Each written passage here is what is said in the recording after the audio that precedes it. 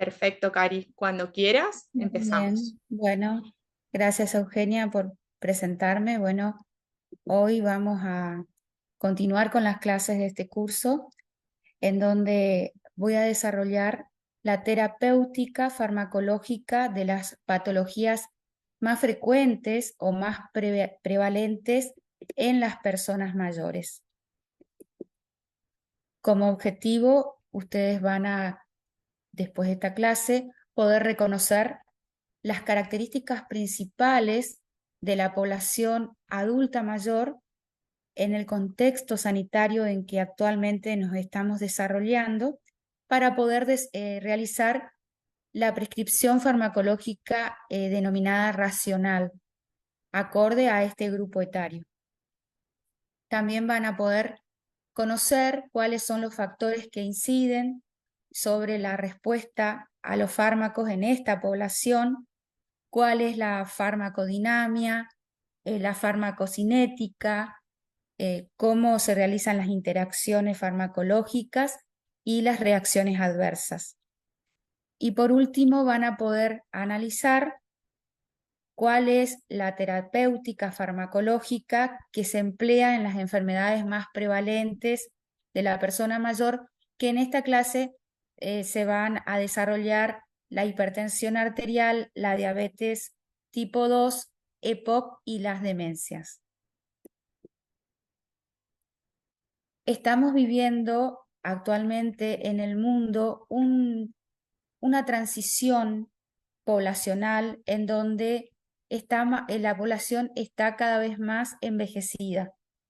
Como ven ustedes acá, mundialmente la población mayor de 60 años, desde 1990, ¿sí? Hacia el año 2000, ha aumentado progresivamente y rápidamente, creyéndose que hacia el 2050 hay una estimación de que a nivel mundial la población de personas mayores va a ser de 2.100 millones y en el 2100 3.200.000 adultos mayores.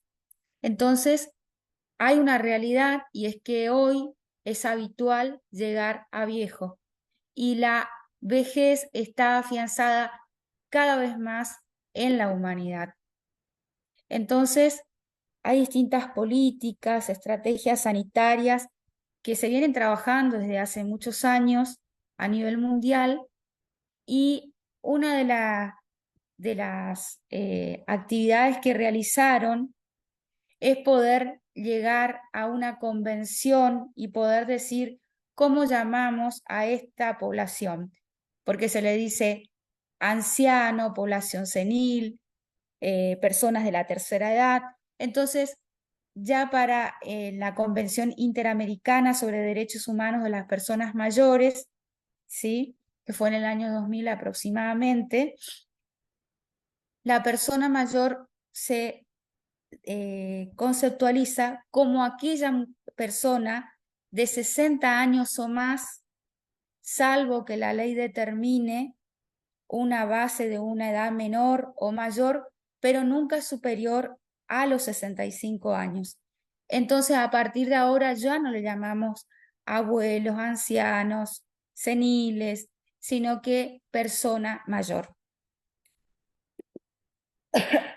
Nuestro país no es ajena a esta situación.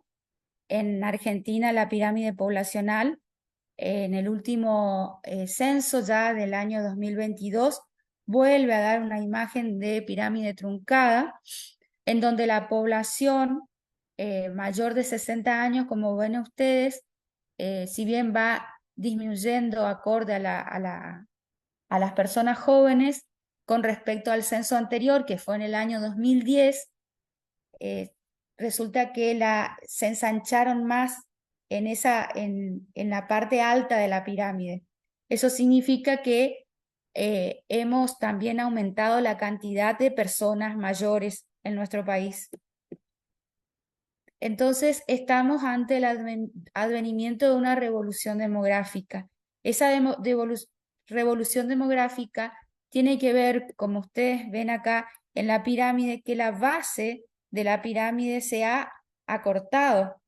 Eso es debido a que disminuyó la tasa de natalidad, nacen menos niños. Hubo un descenso de la tasa de mortalidad y hay un aumento de la expectativa de vida, o sea, la gente muere mucho más vieja, ¿sí? Incluso hay otro afrontamiento que están realizando los distintos sistemas de salud y que tenemos también el aumento de la población de las personas mayores frágiles, que son aquellas personas mayores a 80, mayores a 90 años y que también se suma a eso las comorbilidades que presentan. Entonces, a nivel mundial, ¿qué está viendo? Hay una mayor prescripción farmacológica, porque también se está trabajando sobre, no ya sobre la enfermedad, sino sobre factores de riesgo. Entonces, al ser las personas de mayor edad, se detectan más factores de riesgo, hay más enfermedades crónicas. Esas enfermedades crónicas, a su vez, en una persona mayor, concomitantemente, esa persona puede tener otras enfermedades. Entonces, es lo que llamamos comorbilidades. También la polifarmacia, una persona mayor consume muchos medicamentos, muchos fármacos. También sucede que puede haber autoprescripción y esto ocurre mucho en la obra social de las personas mayores en Argentina, que sería PAMI, en donde el médico realiza las prescripciones, pero el paciente no vuelve a los controles cada 6 meses o cada año, ¿sí? Entonces, vuelve a pedir la prescripción, que si bien la hace el médico, el que está llevando a cabo su tratamiento es el paciente o es el cuidador. Entonces, en ese caso se habla de autoprescripción. También se usan mal los fármacos, hay reacciones adversas a distintos medicamentos, el ingreso hospitalario es de un 20%, se debe al uso indebido de fármacos. Y otra de las situaciones que llama poderosamente la atención, que a pesar de que la población de personas mayores va en aumento a nivel mundial, los ensayos clínicos aún se siguen haciendo en personas jóvenes. Muy pocos de ellos se realizan en personas mayores. Todo este cambio de patrón demográfico ha llevado también a un cambio del patrón de enfermedad. Entonces, pasamos de tener enfermedades agudas, infectocontagiosas, a que las personas padezcan las enfermedades que llamamos no transmisibles, enfermedades de la civilización o enfermedades del progreso que tienen que ver con los cambios de estilo de vida y los distintos hábitos que se fueron tomando a lo largo del tiempo, ¿no es cierto? Y ahí tenemos la hipertensión, la diabetes, la obesidad, ¿sí? Que son todas enfermedades no transmisibles, enfermedades del progreso. Otra de las situaciones que se da es que las enfermedades tienen tendencia a la degeneratividad, porque son enfermedades crónicas, ¿sí? Y además se asocian a otras enfermedades, hay comorbilidades e incluso ya pasamos a decir que hay pluripatología.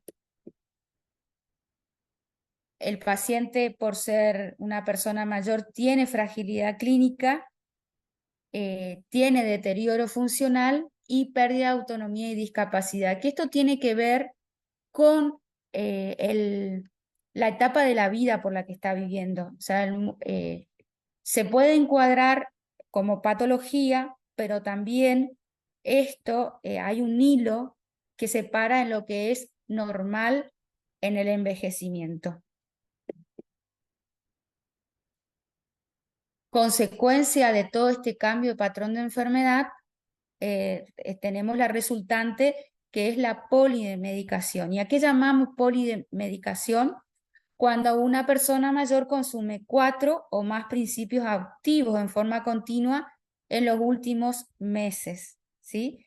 Y en aquellos pacientes mayores que tienen pluripatología y que tienen enfermedades crónicas, se habla de polimedicación ya cuando usan más de 6 principios activos.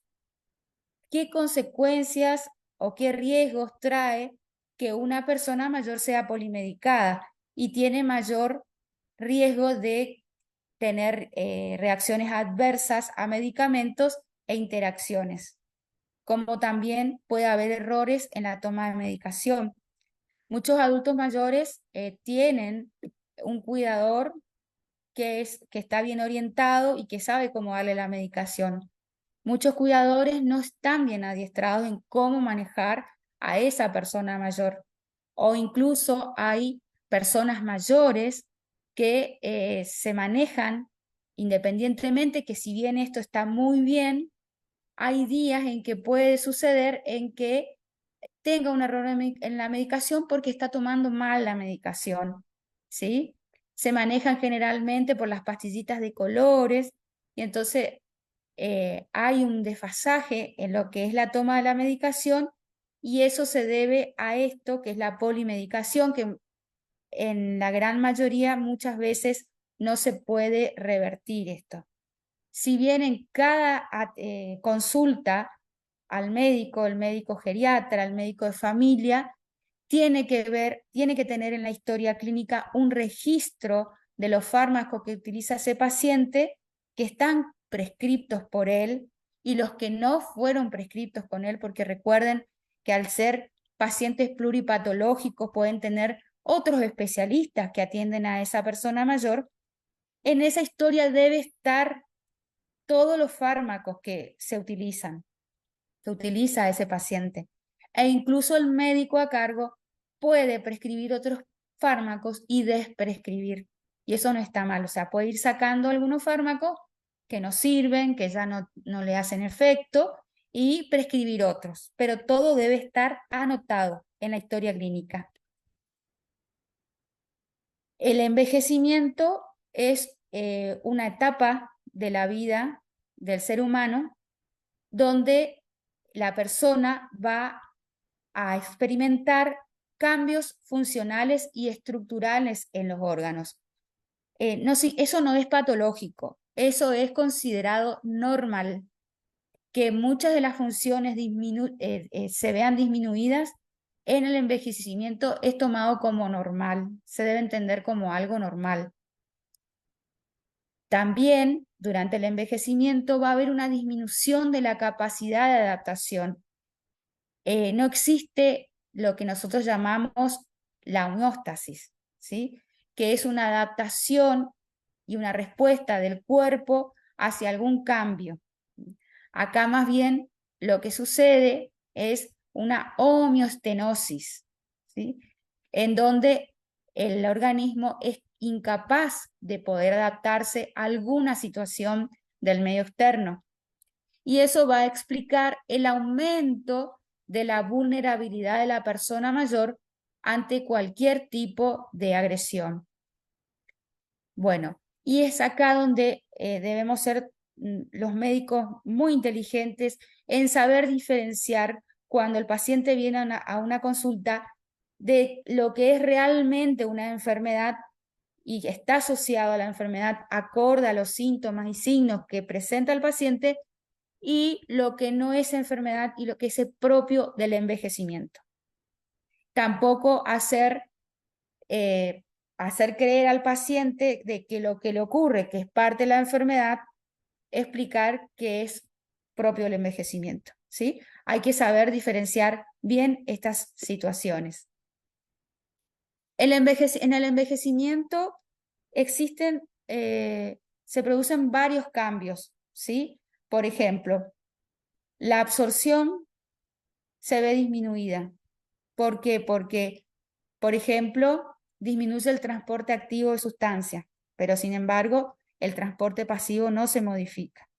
El pH gástrico se vuelve alcalino, aumenta. La velocidad de vaciamiento gástrico va disminuyendo, lo mismo que el peristaltismo disminuye. El primer paso hepático está disminuido también, que ahora vamos a ver, Y así hay muchas funciones del organismo que van a disminuir y otras van a aumentar, pero más bien, por ejemplo, funciones como el flujo plasmático hepático para el metabolismo disminuye, la distribución de los fármacos disminuye porque el nivel de albúmina, de la albuminemia baja, pero ya vemos, eso es algo normal, ¿sí? La eliminación renal también disminuye porque disminuye el flujo plasmático, el clearance de creatinina, la secreción tubular. Todo esto son fenómenos que se producen en el envejecimiento y se deben considerar cambios normales, ¿sí? Pero traen sus consecuencias porque todavía no hemos estudiado a nivel farmacológico qué fármacos realmente pueden actuar en esta situación de envejecimiento. No hay aportes científicos, evidencia científica suficiente para poder rever esta situación. Bueno, las enfermedades en la persona mayor tienen características que les son propias. Hoy yo les hablaba que una persona mayor puede tener varias enfermedades, a lo que llamamos pluripatología. Una enfermedad se puede presentar en forma atípica, con síntomas que no son los que le ocurren, los que se presentan en un paciente joven, en un adulto joven. También puede tener una presentación inespecífica. Hay veces que puede una enfermedad, por ejemplo, debutar con alguna sintomatología que no tiene que ver con la enfermedad en sí misma, sino porque es una consecuencia de esa enfermedad. Entonces, esto por ahí a los médicos que les desorienta, ¿no es cierto? Otra de las características de las enfermedades en las personas mayores es que tienden a la cronicidad, o sea, podemos tener pacientes que son hipertensos desde los 40 años y hoy día tienen 85 y continúan siendo hipertensos, pero el manejo de esa hipertensión va a ser diferente a cuando tenía 40 años. Les pregunto, ¿vamos bien por acá? ¿Se entiende? Sí, Doc. ¿Sí? Bueno, ¿alguna pregunta por ahí? Porque fui rapidito. Bueno, también la persona mayor tiene a tener incapacidad funcional. Incapacidad funcional significa, si la persona podía subir escaleras, 20 escalones todos los días, y ahora puede subir esas escaleras, pero sube de a poco, funcionalmente ha disminuido su capacidad, pero no tiene una discapacidad, ¿sí? Pero puede ser que esa persona mayor, por esa situación de tener que subir 10, 20 escalones por día, un día por esa incapacidad funcional cae, se rompe la cadera y ahí sí va a pasar a la discapacidad. Y la discapacidad trae dependencia. Y la discapacidad se asocia a lo que llamamos los síndromes geriátricos, ¿sí? Que eso es bastante amplio, que es el conjunto de varios síntomas que se presentan en un paciente, por ejemplo, en este caso, la discapacidad por una fractura de cadera va a llevar a que ese paciente esté en cama, ¿sí? Eso puede llevar a que el paciente tenga infecciones urinarias, ¿sí? Y eso se va asociando una cosa con otra. Y esos son los grandes síndromes geriátricos, que son 4, ¿sí? Entonces, esas son las características diferentes de las enfermedades cómo se presentan en las personas mayores. Y otra de las situaciones es que a medida que se envejece, aumenta la prevalencia de enfermedad. Disculpen que se me fue. Muy bien. Pero también hay factores que van a incidir, esos factores que vimos recién, esas situaciones que se daban recién con respecto a la enfermedad, inciden en la respuesta a los fármacos. Y también hay otros factores que van a incidir, como por ejemplo, es el hábito y el estilo de vida que tenga una persona, ¿sí? Porque por ahí se le indica un antihipertensivo con un cambio en la dieta, ¿sí? Y si ese cambio no se realiza, seguramente va a afectar a la enfermedad en sí misma, pero también va a hacer que ese fármaco no tenga respuesta, no tenga ningún tipo de efecto, ¿sí? Porque no hay, entonces tenemos que quizás aumentar la dosis y es ahí donde estamos mal con las personas mayores, porque ahora van a ver ustedes cómo nos tenemos que manejar con respecto a la dosificación. Otro de los factores que inciden son la enfermedad, que recién vimos, el deterioro cognitivo, ¿sí? Una persona que tiene deterioro cognitivo es incapaz de poder manejar su propia medicación, necesita a alguien que colabore con él o con ella, ¿sí? Y además muchas veces ese deterioro cognitivo provoca, por ejemplo, que los pacientes no quieran tragar, ¿sí? No quieran consumir el fármaco, y es todo un tema familiar del cuidador. También tiene que ver con problemas neurosensoriales, ¿sí? De la visión, de la audición, problemas masticatorios y deglutorios, el estado nutricional y la hidratación, la discapacidad y la dependencia y la polimedicación. O sea, son todos factores que van a incidir en la respuesta de los fármacos. También los tratamientos crónicos y los tratamientos complejos, porque por ahí hay varios fármacos que hay que indicar, y hay que indicar con una posología adecuada para esa persona, porque las terapias farmacológicas deben ser individualizadas en la persona mayor. Hay veces que se usan fórmulas inadecuadas, ¿sí?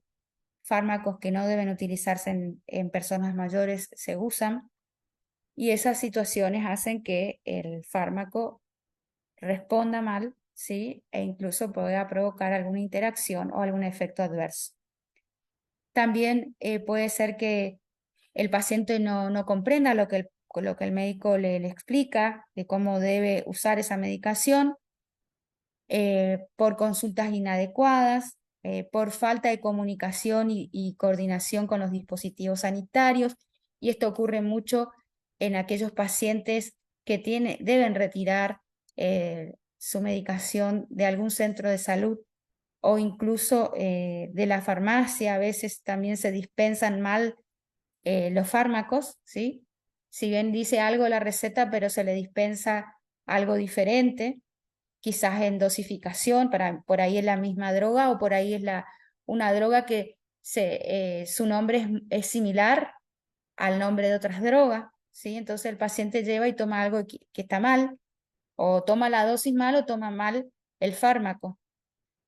Y también incide el entorno familiar, social y la precariedad económica, porque hay pacientes que se le puede indicar, por ejemplo, los fármacos correctos, con la dosificación correcta y todo correcto, pero resulta que la situación económica hace que no pueda costearse ese fármaco. Entonces, eso también incide. Y ya introduciéndonos a lo que es la farmacocinética, hoy les decía que el pH del estómago, el pH gástrico, se vuelve alcalino en la persona mayor, ¿sí? Entonces, por ejemplo, el grado de ionización y la solubilidad de un fármaco va a estar afectado si ese pH disminuye, pero no va a estar afectado ante un pH alcalino. En este caso, vamos bien.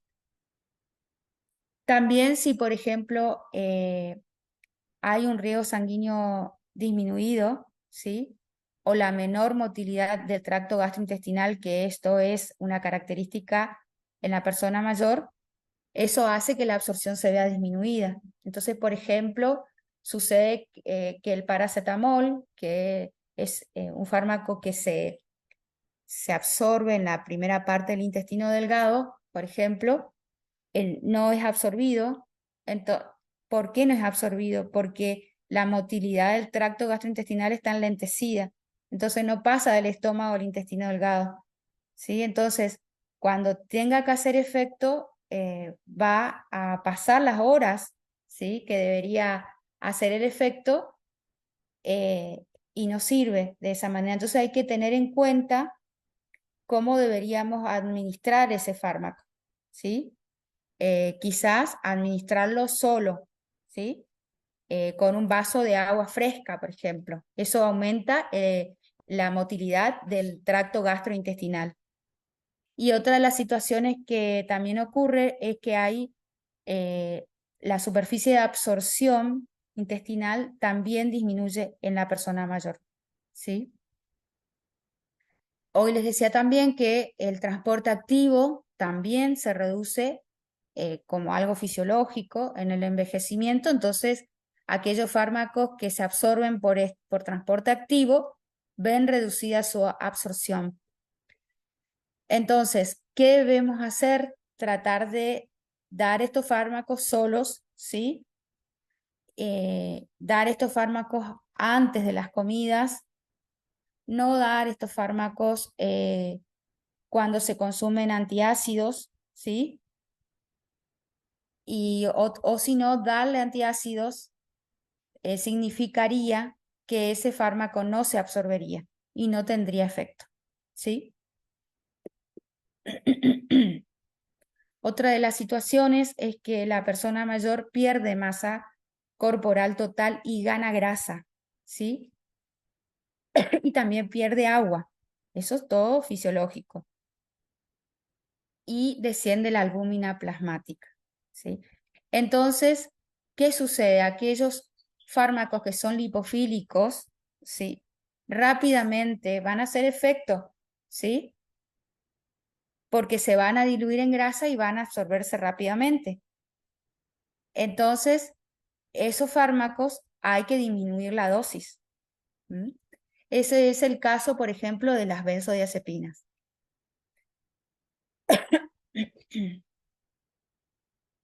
Por ejemplo, si se utilizan digoxina, aminoglucósidos en una dosis que es similar a la que se utilizan en los pacientes jóvenes, esto va a alcanzar mayores concentraciones plasmáticas, ¿sí? Y eso va a provocar a veces intoxicaciones. Y por consecuencia, ese paciente va para internado y esa internación muchas veces lleva a la muerte del paciente por el hecho de que está considerado como una reacción adversa grave, ¿sí? Cuando el paciente llega a ese límite por el tema de una intoxicación.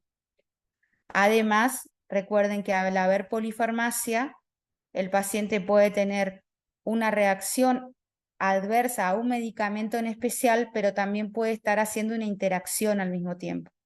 Entonces, en los estudios se registran un elevado número de muertes debido a internación por el tema de la mala dosificación. Los fármacos liposolubles como los antipsicóticos, el diazepam y el cloriaxepóxido se van a distribuir en espacios mayores. Entonces, ¿qué pasa?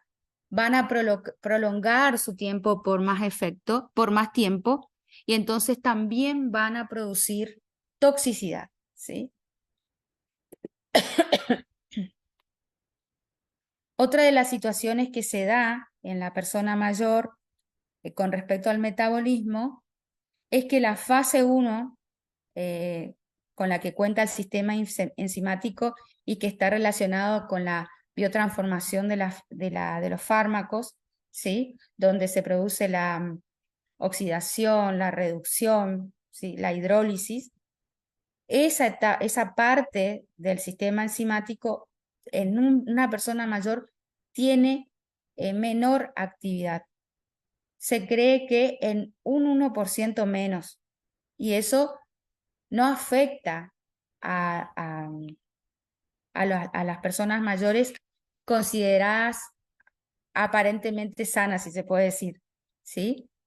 Sin embargo, en aquellas personas mayores que tienen una disminución del metabolismo hepático, esta situación puede agravarse. Entonces, todas aquellas drogas que pasan y se pasan por esta fase van a tener mucho menor actividad. Y sin embargo, en la fase 2 se ha visto que las personas mayores no tienen ningún cambio, o sea que funciona como el sistema enzimático de una persona joven, ¿sí? Entonces no hay deterioro y eso es algo que también se debe considerar. ¿Por qué se debe considerar? Porque si bien nosotros tenemos que manejar los problemas de salud prevalentes, comenzando con menores dosis, ojo de no llevar a una subdosificación, ¿sí? Por el tema este de pensar que el sistema enzimático no funciona bien y funciona en menor medida que un adulto joven. Entonces tenemos que tener bien en claro, si el paciente tiene algún proceso que relaciona la actividad hepática y la disminuye aún más, esto, la administración de fármacos, la verdad que no es buena y hay que buscar algún fármaco que vaya por otra vía.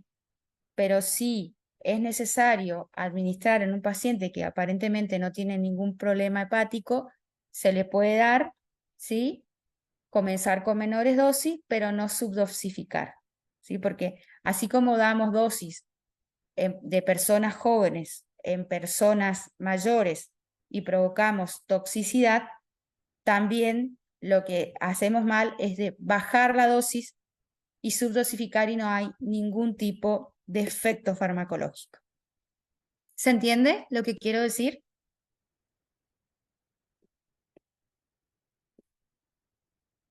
¿Se entiende o no? Bueno, nadie dice nada.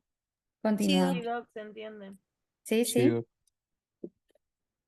Muy bien.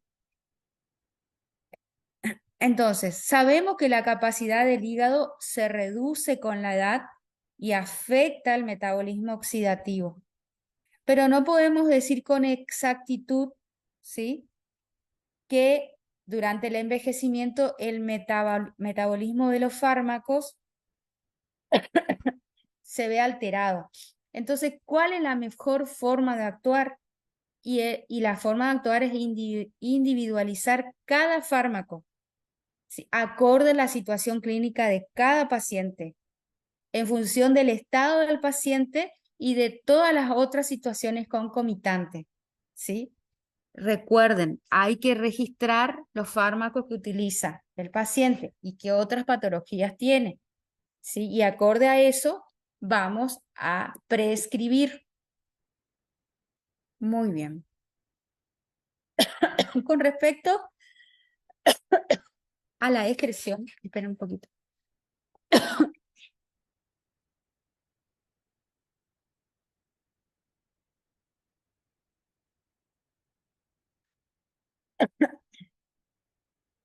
También hoy les decía que el índice de filtración glomerular disminuye, también la capacidad de concentración de orina, se retiene sodio, el aclaramiento o el clearance de creatinina también disminuye, la irrigación renal también, y eso es importante saber que eso le ocurre a todos, pero también puede haber, y hay que considerar que puede haber variaciones interindividuo, ¿sí?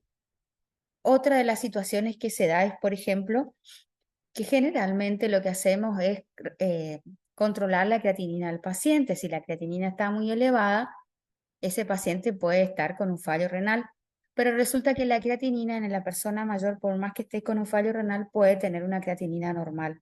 Entonces, no nos vamos a dejar llevar por esto, con una creatinina normal, ¿sí? Sino que debemos saber todas las otras situaciones que ocurren.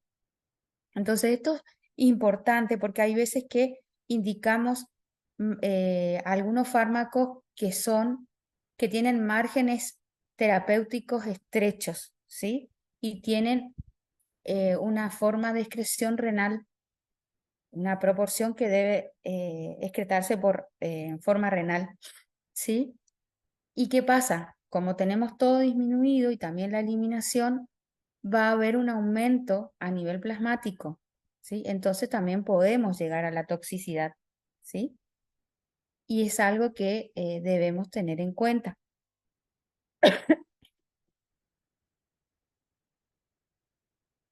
Con respecto a la farmacodinamia, hoy decíamos que la respuesta del organismo de una persona mayor es una respuesta que se da como una homeostenosis, ¿sí? Porque ha disminuido la respuesta homeostática. Entonces, la persona mayor va a tener varios problemitas con respecto al control, por ejemplo, de la postura, ¿sí? Tienen muchas situaciones de ortostatismo, ¿sí? Eso casi todas las personas mayores. También tienen un problema para regular la temperatura y tienen menor plasticidad en la función cognitiva, ¿sí?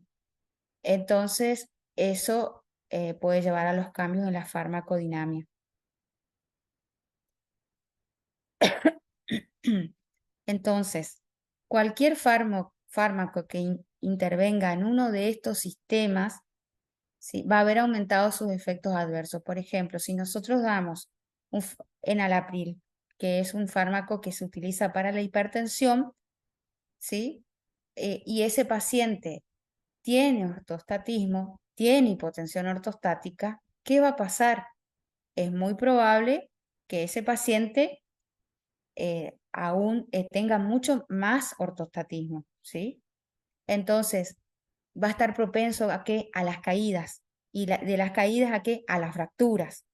Entonces, le estamos ahí, si le damos algún antihipertensivo en una dosis que no es la adecuada, por ejemplo, ¿qué vamos a estar haciendo? Vamos a estar sumándole riesgo y probablemente haciéndole caer en los otros síndromes que yo les hablaba hoy, ¿cierto?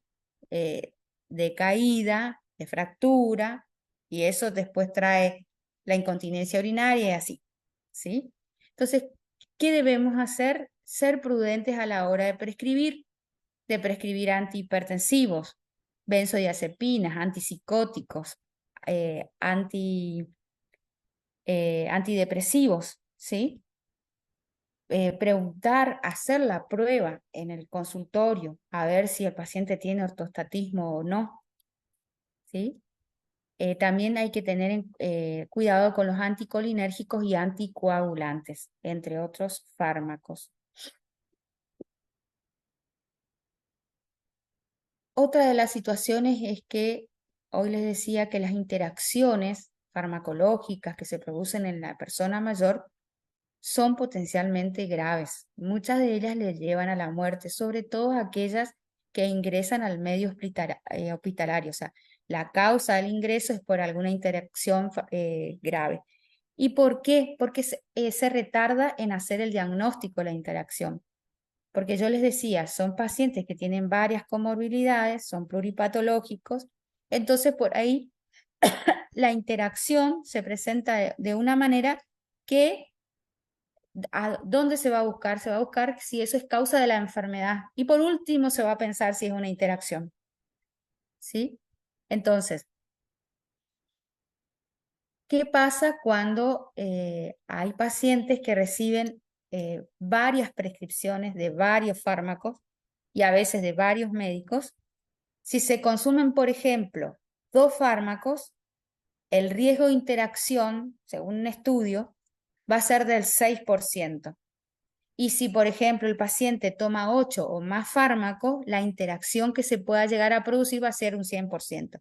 O sea, seguro que vamos a encontrar interacciones farmacológicas. Cuando el paciente tiene enfermedades crónicas es muy probable que aparezcan interacciones cuando se automedica, porque recuerden que toman varios fármacos y a su vez por ahí se automedican todos los fármacos de venta libre, por ejemplo, que existen. Y, por ejemplo, algún medicamento que tenga que ver con el tema del insomnio. algunos medicamentos que tienen que ver con los suplementos dietarios, o sea, todo puede hacer interacción con lo que ya el paciente consume. La prevalencia de interacciones farmacológicas se ha visto que es de un 13,6%. Y cuando hay interacciones moderadas a graves, esas interacciones pueden ser de un 9,9%, o sea, es menos la cantidad de interacciones. Pero habitualmente con lo que consume el adulto mayor se puede dar en un 13,6%.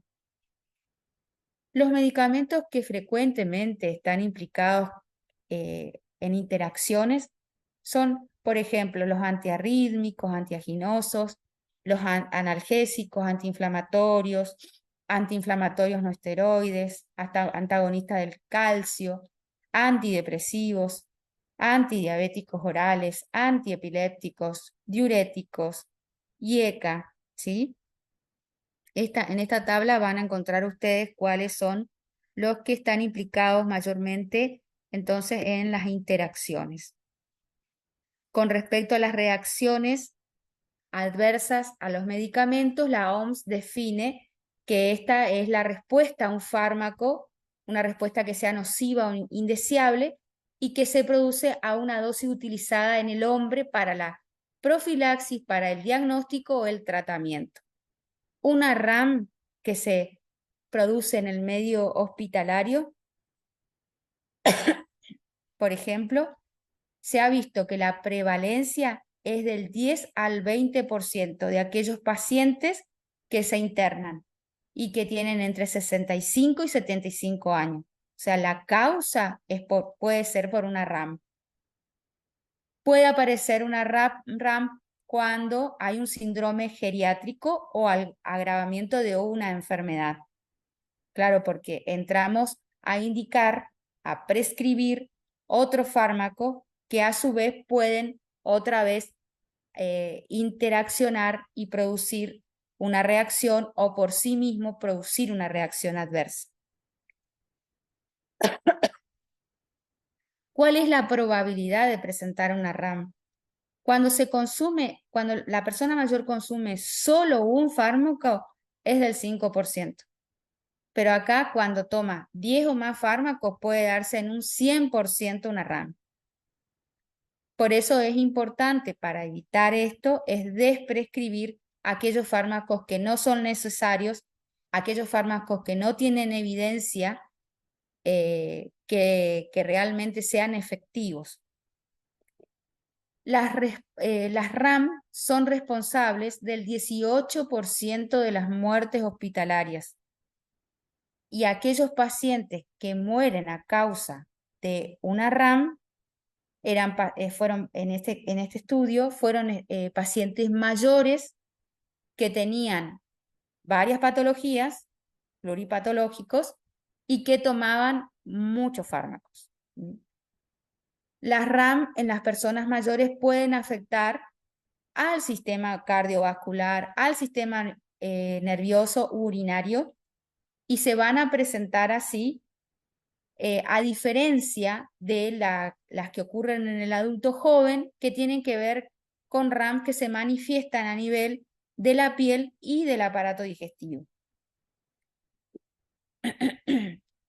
En el medio hospitalario, las principales reacciones adversas se dan a la digoxina, a los aminoglucósidos, anticoagulantes, insulina, corticoides y AINES. Y en el medio ambulatorio, o sea, en la atención ambulatoria, las RAM se dan por benzodiazepinas, neurolépticos, antidepresivos, anticoagulantes, hipoglucemiantes orales, digoxina, AINE y antiácidos. Las reacciones adversas a medicamentos también se pueden dar junto con síndromes geriátricos. Y es ahí donde hay un enmascaramiento donde no se sabe si la situación se da por la reacción en sí misma o se da por la presentación del síndrome.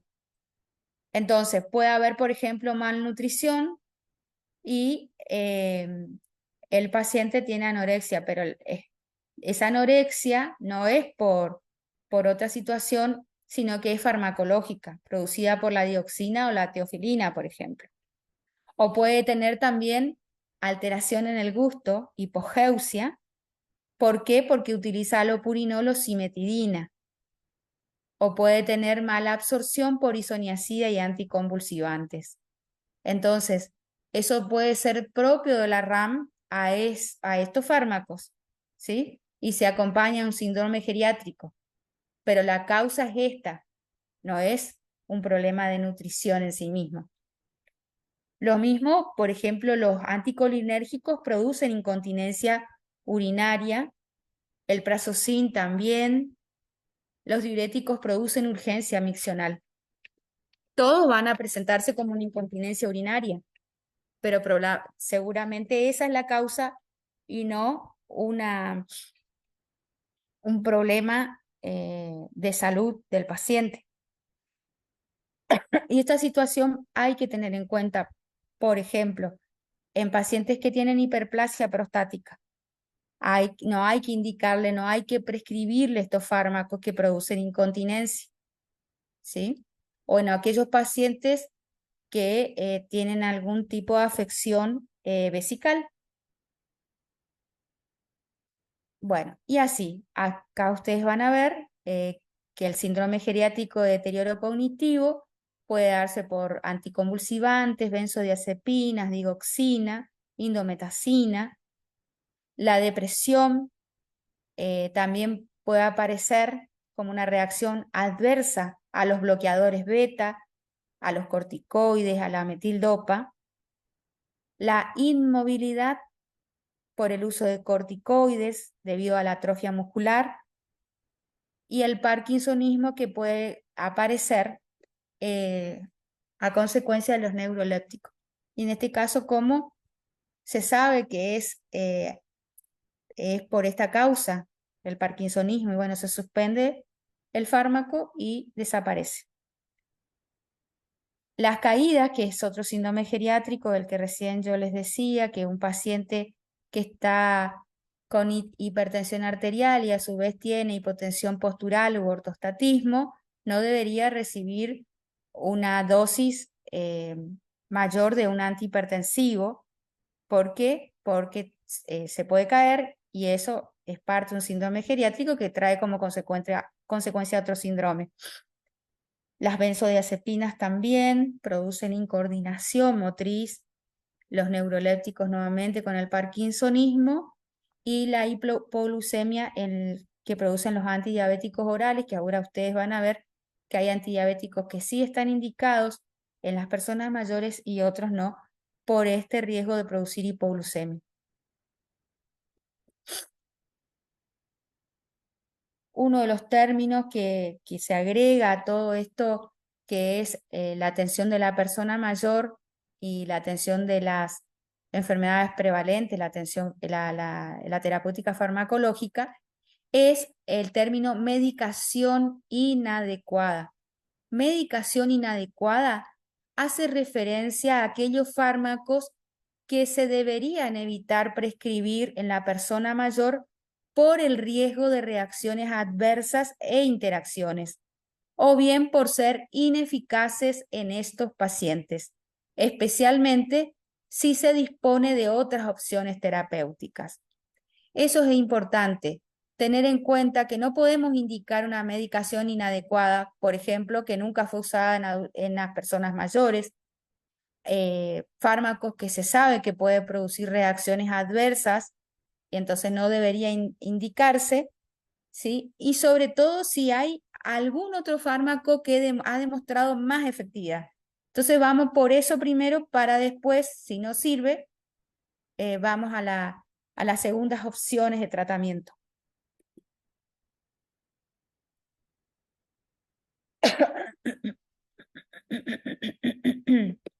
Muy bien. Tenemos que tener en cuenta el criterio también para la selección de fármacos. Tenemos que buscar, como recién dije, los fármacos que sí sirven y que tienen evidencia científica. hay que administrar los fármacos y regirse por criterios. Están los criterios de Beers. Los criterios de Beers son los que identifican cuáles son los criterios que debemos utilizar para usar bien los fármacos. Acá en Argentina ese cuestionario ya fue validado. Podemos comenzar ahora a hablar de lo que son las enfermedades prevalentes. Entonces vamos a hablar en primer lugar de la hipertensión arterial, ¿sí?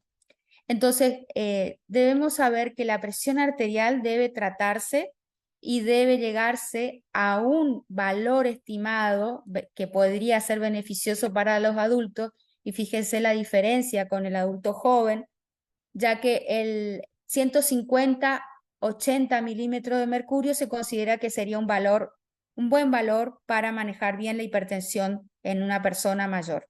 Esto de acuerdo al estudio IBET.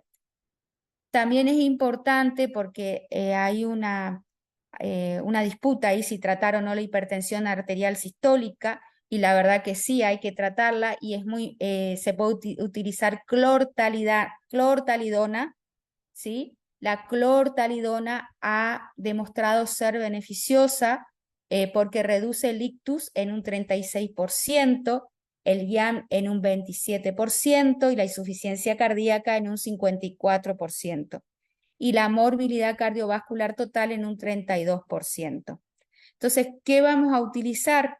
De primera línea hay que utilizar los diuréticos tiacídicos, ¿sí?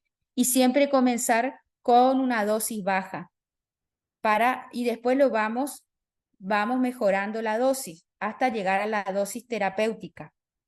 Ojo que hay que tener en cuenta que pueden producir hipotensión ortostática y también hipotensión postprandial, que es aquella que aparece luego que el paciente ha comido algo, ¿sí? Esto aumenta el riesgo de caída y de fractura. Entonces, fármacos de primera línea, los diuréticos tiacídicos, podemos utilizar los bloqueadores de canales de calcio, los IECA y los antagonistas de los receptores de angiotensina. Los diuréticos tiacídicos que se pueden usar son la hidroclorotiazida, la clortalidona y la cipamida. Estos han demostrado que reducen la morbilidad y la mortalidad cardiovasculares, sobre todo en pacientes hipertensos diabéticos. Suelen ser bien tolerados, lo que sí, tanto estos como los IECA hay que controlar siempre el equilibrio electrolítico, ¿sí? Los antagonistas del calcio hay que tener en cuenta que son fármacos que pueden producir bloqueos cardíacos, aunque es raro, ¿sí? Pero hay que tenerlo en cuenta. Y dentro de esos encontramos a la nifedipina, amlodipina, verapamilo y diltiazem. Los IECA, que se conoce bastante, enalapril, lisinopril, captopril, son aquellos que se utilizan más frecuentemente, tienen efectos adversos menos inocuos, pero puede aparecer tos, y esta diferencia no se encuentra en la persona mayor. Entonces lo que hay que hacer es cambiar de fármaco. También puede utilizarse los receptores de la angiotensina, ¿sí? Los ARA2, valsartán, losartán, candersartán y telmisartán, ¿sí? Han demostrado ser efectivos. Y los beta bloqueantes, este grupo la verdad que no es de primera elección, el atenolol, propanolol, el bisoprolol, no es de primera elección en la persona mayor, porque hay muy pocos ensayos que lo han utilizado, pero sí se puede utilizar con otras enfermedades concomitantes, como por ejemplo con la insuficiencia cardíaca o la enfermedad coronaria.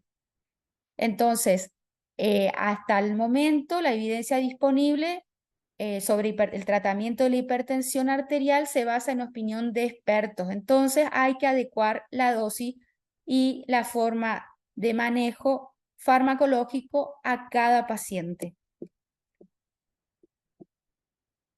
Con respecto a la diabetes tipo 2, el uso de la metformina es el que se utiliza a cualquier edad. No hay ningún ensayo clínico que demuestre que tenga eficacia en personas mayores, pero la experiencia clínica avala que sí se puede utilizar.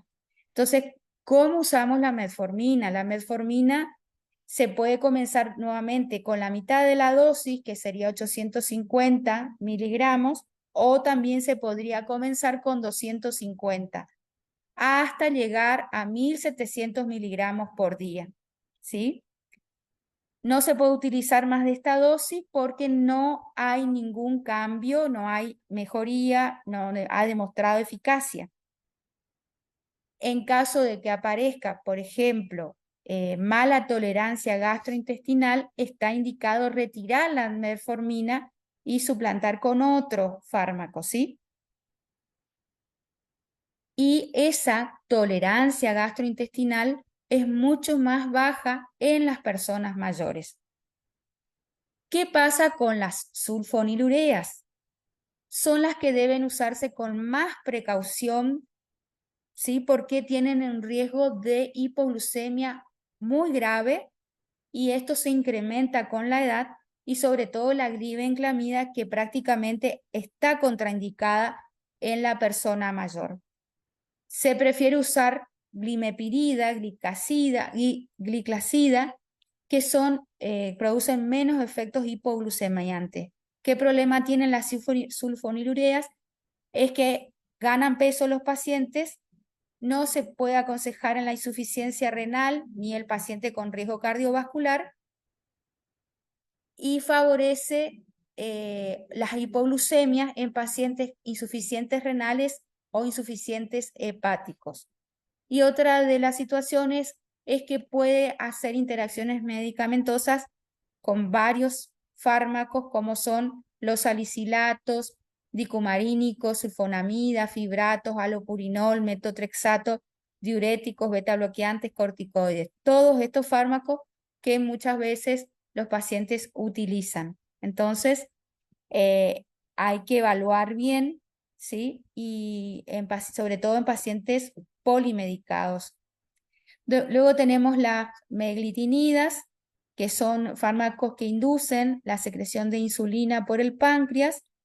Es igual, tienen el mismo mecanismo de acción que las sulfonilureas, pero la acción es mucho más rápida, más corta, pero el costo económico es mucho mayor. Se utiliza para la hiperglucemia postprandial, reduce el riesgo de hipoglucemias teniendo en cuenta y comparándolas con las sulfonilureas, ¿sí? Y esta es indicado en aquellos pacientes, personas mayores que tienen patrones erráticos de comida, o sea, que comen a cualquier hora o se saltean las comidas, que eso no es bueno para la diabetes. La repaglinida se elimina por vía biliar, entonces esto es aconsejable usarla en pacientes que tienen insuficiencia renal, pero está contraindicado utilizarla con otros fármacos que utilizan el citocromo P450 y se usan 15 minutos antes de la comida. Luego tenemos los inhibidores de la alfa-glucosidasa, que estos prácticamente no se utilizan en las personas mayores. Luego tenemos las tiosilodinionas, pioglitazona, que son aquellos que aumentan la sensibilidad periférica de la insulina. Se está utilizando mucho, incluso está en el programa Remediar. Proporcionan un control glucémico que va más allá de lo que logra la metformina y las sulfonilureas. No produce hipoglucemia. Es un fármaco que estaría indicado en la persona mayor, favorece el perfil lipídico y puede utilizarse en prevención secundaria cardiovascular. Pero ¿por qué se puede utilizar en personas mayores y qué es lo que estaría contraindicado? Y en aquellas personas que ganan peso fácilmente, ¿sí? Entonces no se puede porque hay una ganancia de peso, lo mismo cuando produce retención hidrosalina, anemia dilucional y también produce mayor riesgo de fracturas en la mujer, ¿sí? Posmenopáusica, por supuesto. Entonces esto se puede utilizar pero en estos casos hay que directamente evitar el uso. Luego tenemos los inhibidores de la dipeptilpeptidasa 4, ¿sí? Estos han sido, se pueden utilizar en monoterapia, se pueden utilizar con otros hipoglucemiantes, incluso en triple terapia. Son fármacos que se toleran bien en forma oral, son eficaces, seguros a corto y largo plazo. Se utilizan en edad avanzada como en pacientes jóvenes. No producen pérdida de peso ni tampoco producen intolerancia digestiva. No están en el mercado. La diabetes tipo 2 también puede tratarse con inhibidores con transporte sodio-glucosa tipo 2. Acá la que se utiliza es la empagliflozina, ¿sí? Se encargan de inhibir el contransporte sodio-glucosa tipo 2 en el túbulo renal, entonces impiden la reabsorción de glucosa, inducen la glucosuria. Pueden controlar bien la glucemia frente a la sulfonilureas, o sea, puede reemplazarse por empagliflozina.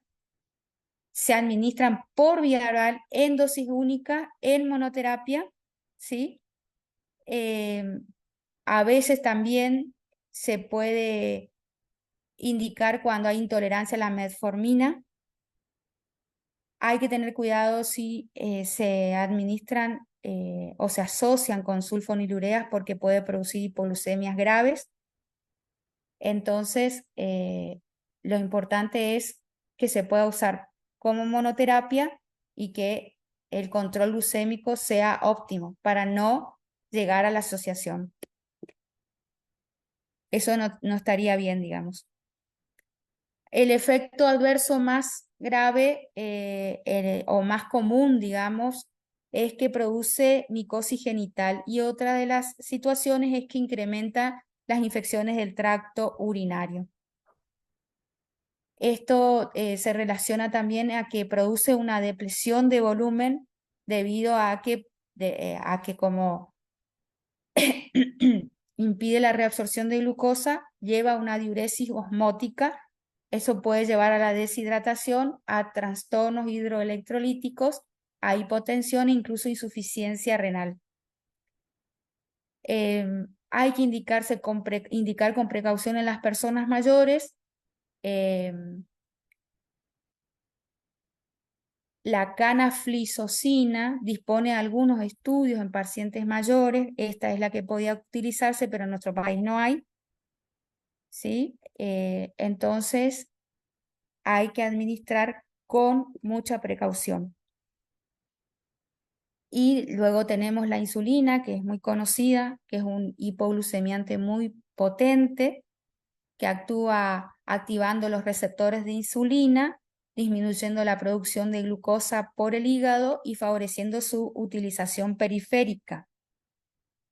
A aquellos pacientes mayores de 80 años, perdón, que se tratan con insulina, son pacientes que tienen el riesgo muy alto de tener hipoglucemias graves, de caídas y fracturas.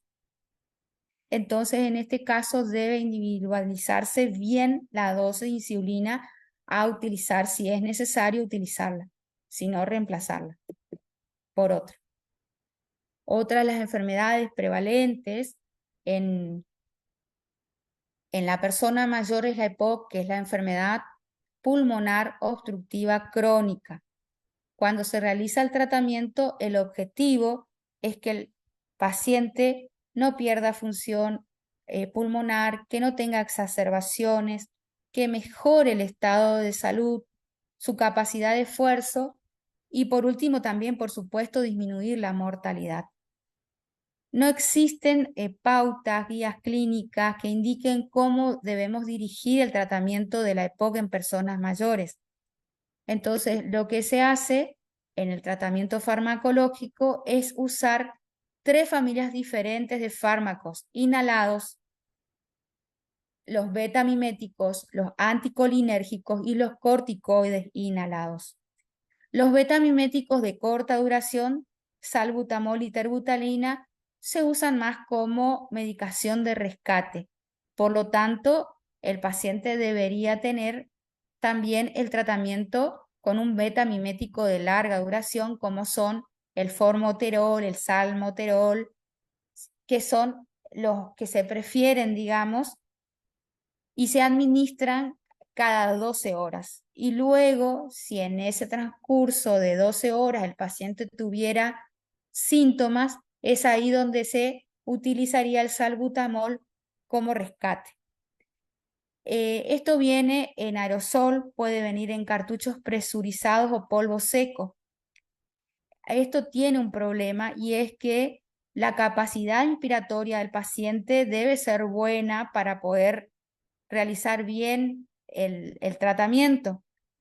Entonces, hasta el momento no se ha llegado a precisar qué sería lo mejor, pero en este caso utilizar quizás en aerosol el tratamiento con un betamimético de corta o larga duración tendría que ser con una aerocámara, ¿sí?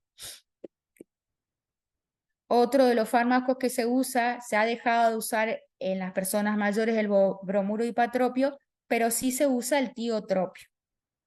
Este se administra cada 24 horas y viene en presentación en polvo. Se utiliza en pacientes con poca capacidad inhalatoria. Asociado a estos fármacos también se usan los corticoides inhalados, como la betametasona y el budesonide. Cuando el asma se asocia a EPOC, funciona muy bien. Cuando hay exacerbaciones, se usa asociado a los fármacos que recién les nombré, ¿sí? Pero la respuesta va a ser mucho menor, ya que los corticoides actúan más sobre la inflamación eosinofílica del asma y no tan así como en la inflamación neutrofílica que se produce en la EPOC. La terapia triple, betamiméticos de acción prolongada, anticolinérgicos y corticoides, es la que se reserva ya a los pacientes que tienen exacerbaciones muy frecuentes con la terapia dual. Si se utiliza de esa manera, se ha visto que disminuyen las hospitalizaciones por descompensación de la enfermedad y por exacerbaciones. El otro es el uso de las teofilinas. En ese caso debería reservarse para casos especiales porque tiene alta toxicidad y puede hacer interacciones farmacológicas, ¿sí? Pero ¿qué pasaría? ¿En qué caso se usaría la teofilina?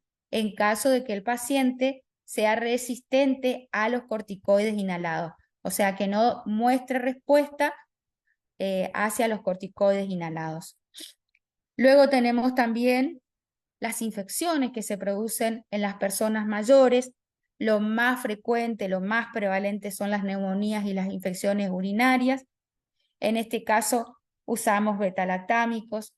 En caso de que la persona mayor tenga una neumonía adquirida de la comunidad y no necesite hospitalización, es racional usar amoxicilina de 1 gramo cada 8 asociado a un macrólido como es la claritromicina, que se usa 500 miligramos cada 12 horas, todo por vía oral. Cuando el paciente ya tiene criterios de hospitalización, ya no usaríamos la amoxicilina, usaríamos cefalosporina como ser la ceftriaxona, 1 o 2 gramos en 24 horas, también asociado a un macrólido o quinolona, como la levofloxacina o también la ciprofloxacina. Aquellos pacientes que adquieren la neumonía, o sea, se contagian de neumonía en una residencia o en un centro sociosanitario, se utiliza ceftriaxona también, 2 gramos, más un aminoglucósido, amicacina, más clindamicina. Y en caso que esa infección la haya adquirido en el hospital, se usa ya ceftazidima, que es una cefalosporina de tercera generación también, 2 gramos cada 8 horas, o puede ser cefepime, 2 gramos cada 12 horas, que sería ya una cefalosporina de cuarta generación, más clindamicina, más un aminoglucósido. Este es el esquema ideal. De ahí en más, hay otros esquemas que pueden llegar a utilizarse para el tratamiento de las neumonías. Por otro lado, también tenemos el tratamiento de las infecciones del tracto urinario. En el tracto urinario bajo, aquello que se adquirió en la comunidad, podemos usar trimetroprima sulfametoxazol en una dosis 160, 800 miligramos cada 12, o también norfloxacina. Vía oral, 400 miligramos cada 12 horas. Y cuando es una infección del tracto urinario alto, usar una cefalosporina de tercera generación, en este caso la ceftriaxona, 1 gramo cada 24 horas, o usamos ciprofloxacina, 500 miligramos cada 12. Si el paciente está sondado, hay que ver si realmente tiene una infección urinaria y de esa manera plantear recién un tratamiento y en caso que el paciente tenga, pensar en alguna medicación anti-pseudomonas. También otras de las enfermedades prevalentes de la persona mayor son las demencias. En las demencias nosotros tenemos 2 tipos de fármacos a utilizar. Los anticolinestérasicos, los inhibidores de la anticolinesterasa, el donepezilo, galantamina, de acción corta y prolongada, y la ribastimina. Y luego tenemos los moduladores de transmisión glutamatérgica, antagonistas de los receptores N-metil de aspartato, como es la memantina. Esto también hay que tener mucha precaución para ser utilizados y siempre con dosis baja y luego seguir titulando hasta encontrar la dosis terapéutica.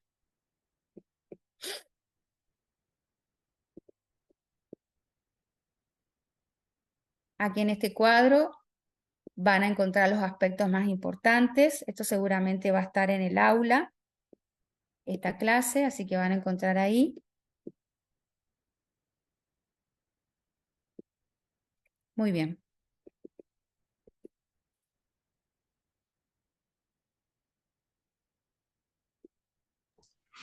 Gracias, Karina. No sé si hay alguna duda. Bueno, este es un tema, quiero aclararles, muy especial. Es muy diferente a quizás los otros temas que habrán visto, es amplio, hay mucho por hablar. La verdad que he seleccionado lo más importante y espero que haya sido entendible. Gracias, Doc. ¿Alguna preguntita, chicos?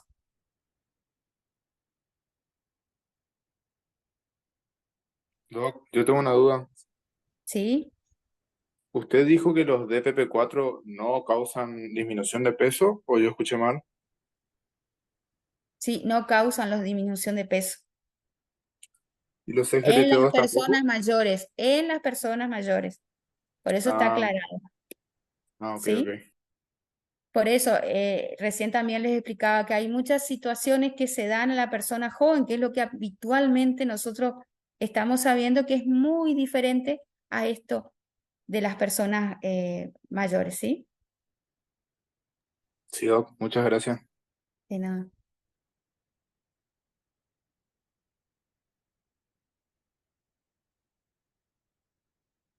¿Algo más? ¿Alguna otra pregunta?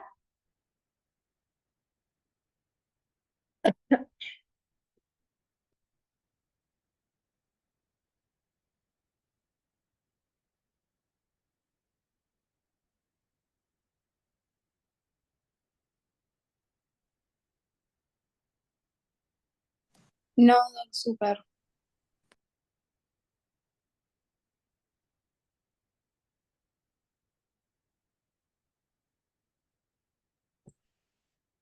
Bueno, si no hay ninguna otra pregunta, finalizamos acá. Gracias, Cari. Bueno, Estén atentos a la actividad que abre mañana, así que no se olviden de ir completando esas actividades que deben tener el 100% de los cuestionarios contestados. Así que si no hay ninguna duda, nos vemos el miércoles que viene. Gracias, Doc. Hasta luego. bueno, gracias, hasta luego. Chao, chao. Gracias, Karina. Hasta luego. Chao a todos.